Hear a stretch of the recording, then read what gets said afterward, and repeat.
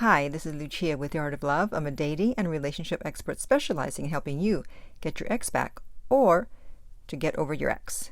And this week, I'm actually finally going to talk about moving on from your ex.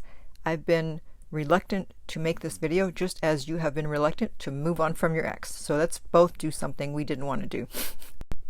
But first, I want to welcome back the No Contact Army. If you've been having trouble staying in no contact, be sure to download my app Silencio. The link is underneath every video and every podcast. And just hit the panic button if you need help staying in no contact. And if you too would like to join our No Contact Army, just hit the subscribe button and the bell notification and you're in. And to read our manual, go to nocontactsecrets.com where you can read 2 free chapters before purchasing the book. The link is underneath every video and every podcast. Okay, so let's talk about moving on. What does that mean? Well, it basically means that person is no longer in your life, or if they are, the nature of the relationship has changed and you didn't want it to. So first I'll go over some of the reasons why people find it hard to move on, and then I'll tell you how to go about letting go. So when people find it hard to move on from someone, it's often because they're still living with the what ifs and the possibilities that they felt the relationship had. So when your relationship ends, all the hopes and dreams that you had for it don't end at the exact same time. However, if all your energy is tied up in the past about what could have been, then how can you move forward or live in the present? Well, you can't. Another reason that it's hard to move on is because when we lose someone, our ego is bruised. We had expectations of how, again, we wanted the relationship to go, and it didn't go that way. So it's actually your ego that's hurt, not you, because the ego wants to control situations and people, and you've lost control. But the risk you take when you get into a relationship, or even when you date someone, is that it may end. And that's the price you pay. That's the price of admission. People change, circumstances change. That's life. You can't control everyone and everything. Another reason people find it hard to move on is the stories that you tell yourself about this person. You think, oh, this was the love of my life. This was my person. I'll never find anyone better. No one will ever want me again. I'll never feel this way again. So, of course, you're not going to want to let go if that's how you feel. But feelings aren't logical, as I've said many times before. That is just your fearful mind talking. You probably will find someone better. Someone else will want you. They were obviously not the love of your life. So don't listen to your fearful mind. And you may be telling yourself that they were everything you ever wanted. That's another lie. But that's not true. I mean, look at it this way. Someone breaking up with you isn't everything you ever wanted, is it? Someone who didn't see you as their person isn't everything you ever wanted. Someone cheating on you or lying on you or taking you for granted or giving up on you isn't everything you ever wanted. Why are you forgetting those little details? You're looking at this through rose-colored glasses. So if you want to move on, you're going to have to take off those glasses. Now, you may also be thinking that because I'm suffering so much from this breakup and finding it so hard to move on, it's because this was a really important relationship. Well, not really, not necessarily. I mean, I once dated a guy for just a few months, and it took me longer to get over him than the actual relationship lasted. But that didn't mean it was an important relationship. It just has to do with things that it triggered within you, the relationship or the person triggered within you. Another reason you may find it hard to let go is because you gave more than you got, and now you feel like you didn't get a return on your investment, so to speak. But that's on you. No one forced you to give more than you were getting. And if you were giving just to get, again, that's on you. So when you do give, it should be without expectation of getting something back from your partner. You give because you want to, not because you want to be reciprocated. So keep that in mind in your next relationship. Something else that might be going on is you think, oh, I'll never meet anyone like them again. Well, you're right. I mean, there's only one of them.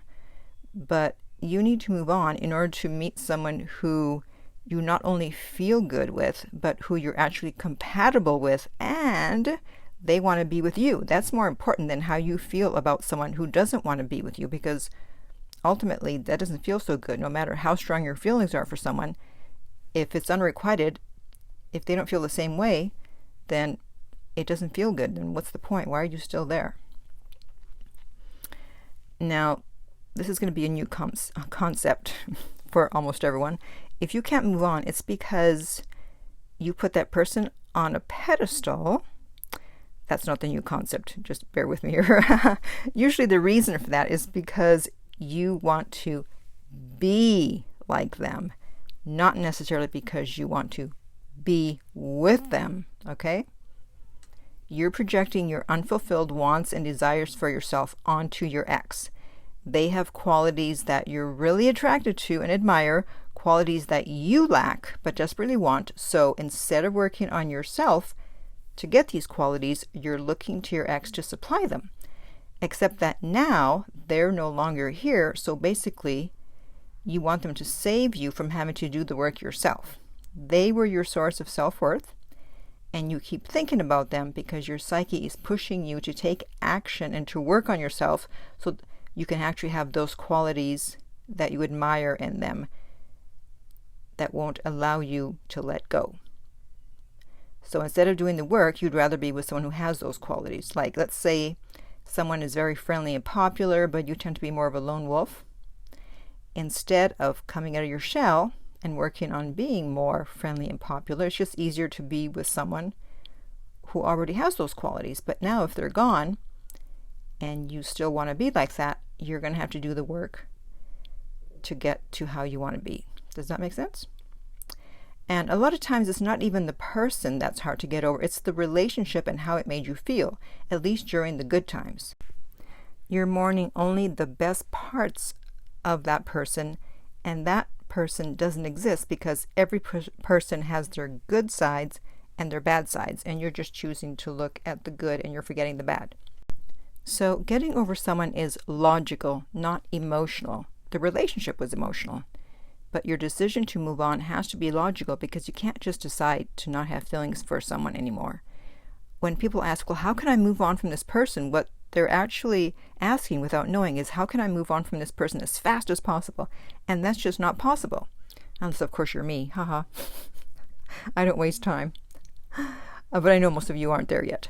So at some point, you have to make a logical decision as to where you want to go. Do you want to stay stuck in the past, or do you actually want to move forward? People say they want to move forward, but they don't really want to do the work that it takes to actually move forward. And sometimes it's because the FAB effect, which I talked about in my video, 7 Reasons Why the No Contact Rule Works on Everyone, is taking place, in that you start to forget the bad times and only remember the good. So one way to move on is to actually make a list of the bad times and the bad qualities, the times you were disappointed, and whenever you're feeling down about the relationship ending, just look at your list and you'll have a quick reminder as to why you don't want to be in that relationship anymore. Or why, even if you do, you shouldn't be in that relationship anymore. Another way to move on is to, of course, focus on yourself, level up and work on the parts of you that need working on so that in your next relationship you'll be better. Because if you never work on yourself, then your relationships will never improve. You will not attract better people, and it's constantly going to feel like Groundhog Day. Another way to get over your ex is to distract yourself. You need to keep your mind occupied so you're not constantly focused on yourself. So take on something that's going to require a lot of time and focus. Like right now, I'm taking a 3-month intensive marketing course, and it has taken up a lot of my time. And I'm not even trying to get over anyone. So I don't have enough time to work out, which to me is a crime. I'm turning down all social invitations. I'm focused every day and every night on making sure I'm moving forward with this course so that I can finish on time. So take on a project like that.